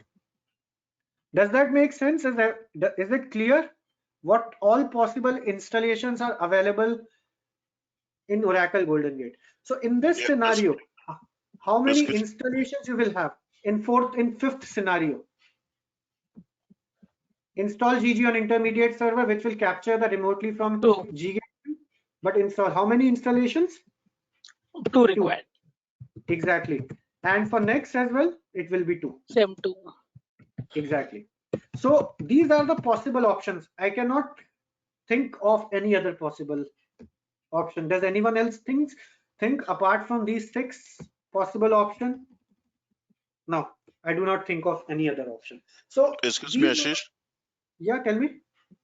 Yes. So for scenario 2, does this mean all the process will be running on ggate 1 and then pointing to the remote server on and database or ggate Exactly. 2? Okay. Exactly, yes. Thank you. Okay. Now the thing is, okay. Now it's okay.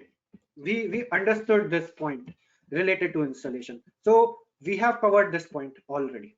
Now what happens if we have to go with this option, third option, second, third, fourth, fifth, sixth? How will we decide all these things? How will we decide which binaries we have to download? How will we decide which binaries should we download and install? Now remember, if you are installing Golden Gate or on intermediate server, so for intermediate server, the requirement is you should have client installed, Oracle client installed.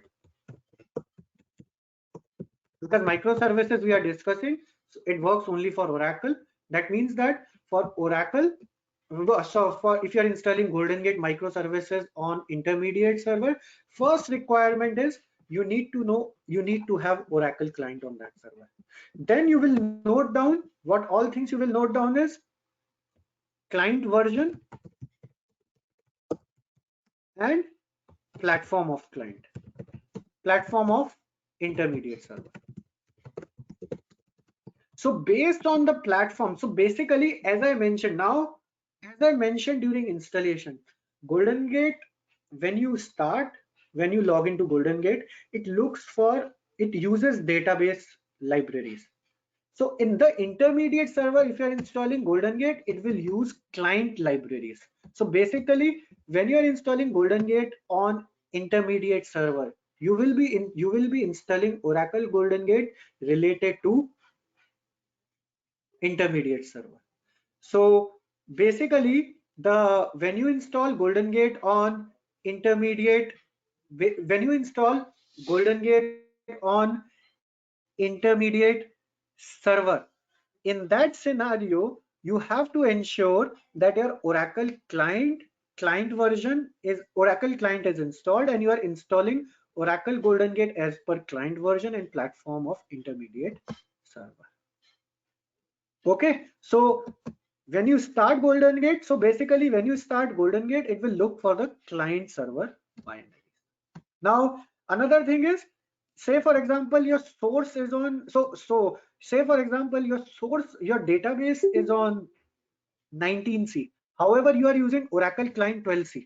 So in that scenario, you will be downloading Oracle Golden Gate which supports Oracle 12C. So basically, while selecting, you won't be selecting Oracle database for 18C. You will be selecting, while installation, you will be selecting Oracle Golden Gate for Oracle database 12C. So whatever server you are installing, based on that server, you will be downloading the binaries, and whatever client or database is present on that server where you're installing Golden Gate, you will be using that information. You will be providing that information while installing. The reason being, you have to understand simple thing. Basically, if this is getting confused, the thing is, why do we need to provide this information? Why do we need to use this information? First thing, we need this information for checking the certification metrics and for downloading the correct binaries. Then why do we need this client version? Why do we need this? Why do we need basically the version of database? The version of database is needed because when Golden Gate is invoked, at that moment Golden Gate refers to the binaries of it refers to the libraries of database. So library of database, when you're installing Golden Gate on intermediate server, definitely you need client. Definitely Golden Gate will need client libraries. And if client libraries are needed, then it needs to know then you need to install, or you need to provide installation, you need to provide information related to client version. Okay, so now if you are installing Golden Gate on, say for example, this scenario, so we discuss about intermediate server. I hope that's okay. Now, if we are installing Golden Gate on G-Gate 1 only, which will apply data remotely to G-Gate 2. In that scenario, you just need to know, even though your target can be on, so say for example, another scenario is your source database is on Linux, this thing. However, target database is on Solaris and Oracle database version is 19C, just for an example. So only one installation you will be doing, and that installation will be the one based on the information of G-Gate 1 database. I again repeat, your remote server database is not basically when you are installing or when you are downloading Golden Gate, the local server database platform information is needed. It can apply to the remote server, no issues. But when you are installing, when you are downloading, in that scenario, based on the local server information, you will be installing and downloading Oracle Golden Gate. Okay.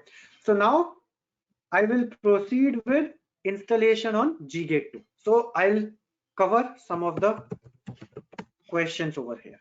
Okay. So first thing what we have to do is over here, we'll be unzipping this binaries. So this is our target, means basically G-Gate 2, and we are following this method of installation. Okay, now you may ask what is the recommended one. Now another question is, what is the recommended one? So recommended one is use this. Recommended one is install Golden Gate locally on each machine. That is recommended, and apart from that, others depends on project requirement or resource requirement. Okay. So now we'll proceed with unzipping the binaries. So let us proceed with unzipping the binaries. So another question which is being asked is use cases of 5 and 6. Use cases of 5 and 6 means, so 5 and 6 means you are using one server on intermediate server and another server for local server. So that is possible, like say for example, one of the use case could be cloud. Okay, so if your database is on cloud and your source server is on, your source database is on cloud and target is on on-prem, and you want Golden Gate to be on-prem. So what you can do is you install Golden Gate on-prem, and basically you will be doing remote capture from source database. However, on target you can do local apply because it is on-prem. Similarly, 6th also apply the same thing. Your source database is on-prem, target database is on cloud. You want to use Golden Gate on-prem, so basically you install Golden Gate on-prem to do remote apply to the database on cloud. So Okay. for the remote capture, there will be a delay, right? Like because the capture is initiated from the remote server, right? Exactly. So when you are doing remote capture, remote apply, definitely it is network dependent and you can experience some delay. So if you so that's why I mentioned the recommended is first option. Recommendation is always to go with first option if you want Golden Gate for real-time replication. In all other scenarios, you may encounter some delay in data replication for sure. Okay. So now on target, basically on G-Gate 2 as well, our binaries are unzipped successfully. Sorry, I need not to do info all. Okay. So now binaries are unzipped successfully.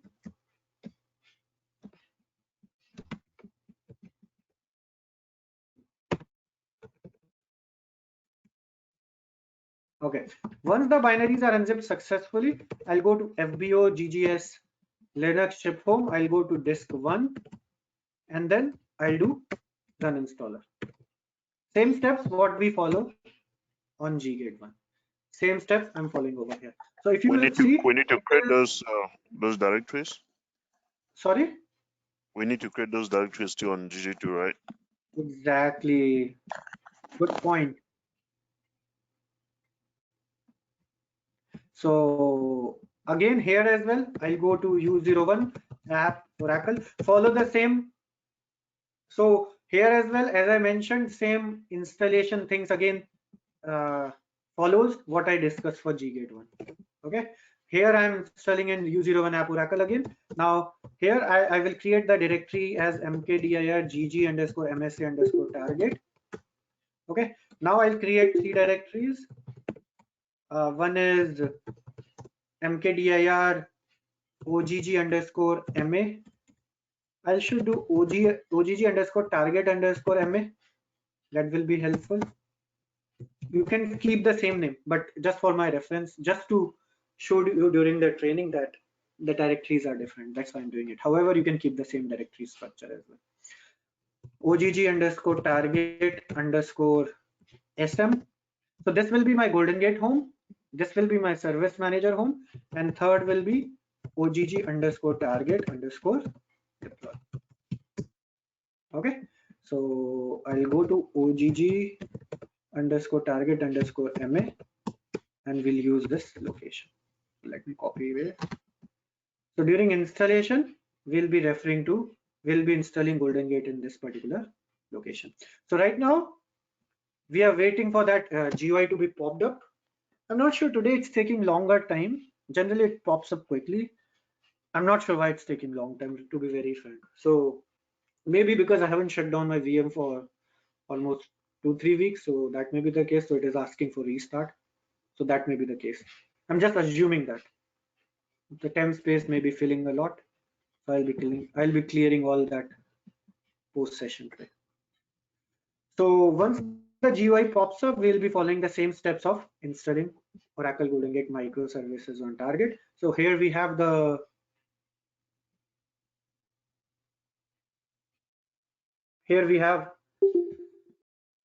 installer screen. So it asks your Oracle database can be for what database you want to use this installation for. So Gajen is asking here, you want to say that client version should be same as no, your client and Oracle database version can be different. However, when you are installing Golden Gate, you have to select the client version. So say for example, just for your reference, I'm using this, I have client on this Ggate 2 and my client is 12C and that will be connecting to database 18C, 19C or any other.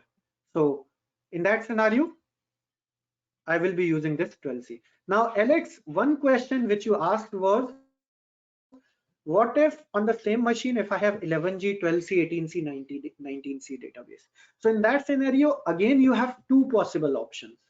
First option is you install Golden Gate for 4 different, so you have 4 different homes, one for 11G, another for 12C, another for 18C, and another for 19C.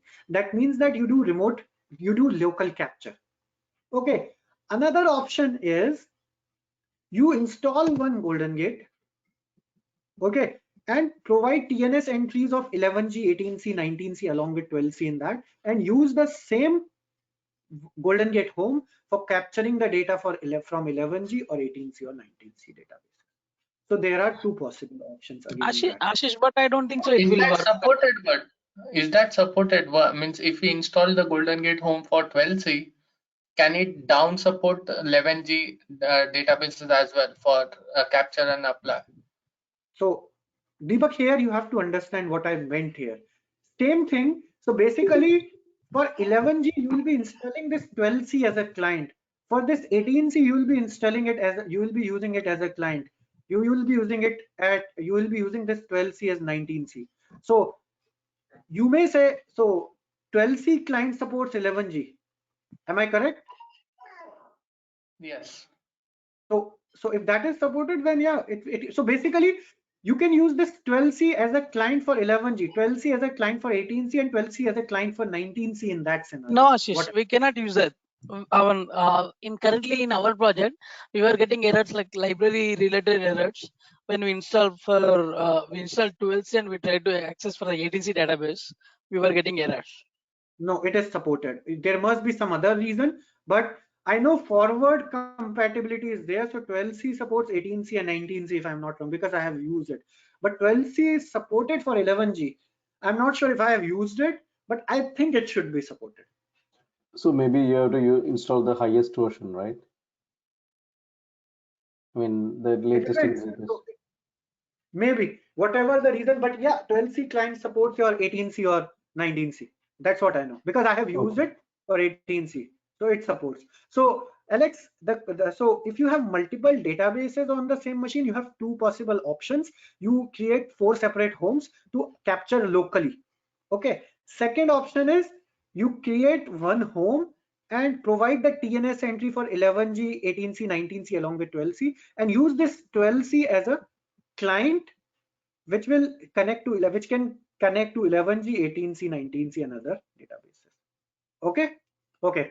So now we'll be selecting, because our database is 12C, we'll select this option, click on next. Then it will ask for where do you want to install this Golden Gate. We'll install Golden Gate in the directory which we have created, U01 app Oracle GGMSA target OGG target MA. Click on next. And then if you want to do silent installation, you can use this you can save this response file and use this response file in any other environment and use it for silent installation. Review the summary. Once you have reviewed it successfully, click on install. So now installation of Golden Gate microservices will complete on Ggate 2 as well. So for the training purpose, we are going to utilize, or we are going to choose the option 1 for our training. That is, we are using local capture and local apply. We are installing Golden Gate on both Ggate 1 as well as Ggate 2 as well.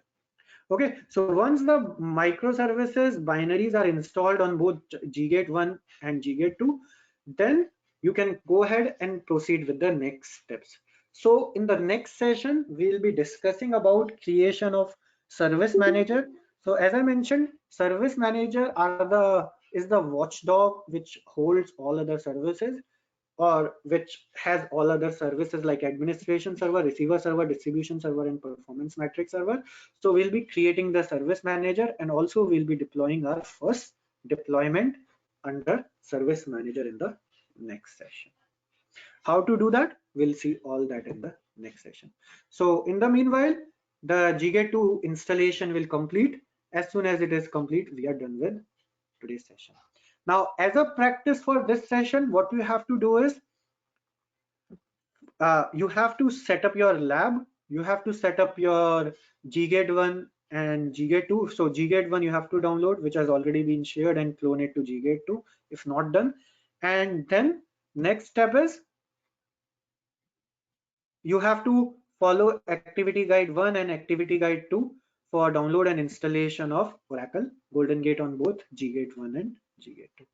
Once you have done that, another step what you can do is you can prepare your databases, that is source and Golden Gate needs source schema and target schema. So what you can do, you can create source schema and target schema, as well as define the source table and target tables as well. Okay, once you have done that, you are ready for the next session, and in the next session we'll be discussing about creation of service manager, and we'll be discussing about creation of deployment as well, and as well as we'll be discussing about creation of extract distribution server as well as replicate process, and we'll see what all things which were there in classic are no longer there in microservices architecture. So just to give you the heads up, data pump process of classic has been replaced with distribution server in microservices. Collector process in classic has been replaced with receiver server in microservices environment. Okay, so Golden Gate installation on Ggate 2 is successful now, and if we go ahead and look into the directory, OGG target underscore MA, if you see under this we have all these means the binaries are successfully, Golden Gate microservices binaries are successfully installed on both Ggate 1 as well as Ggate 2 as well. Okay, so as I mentioned, in the next session, we'll be moving ahead with creation of service manager and creation of deployment as well.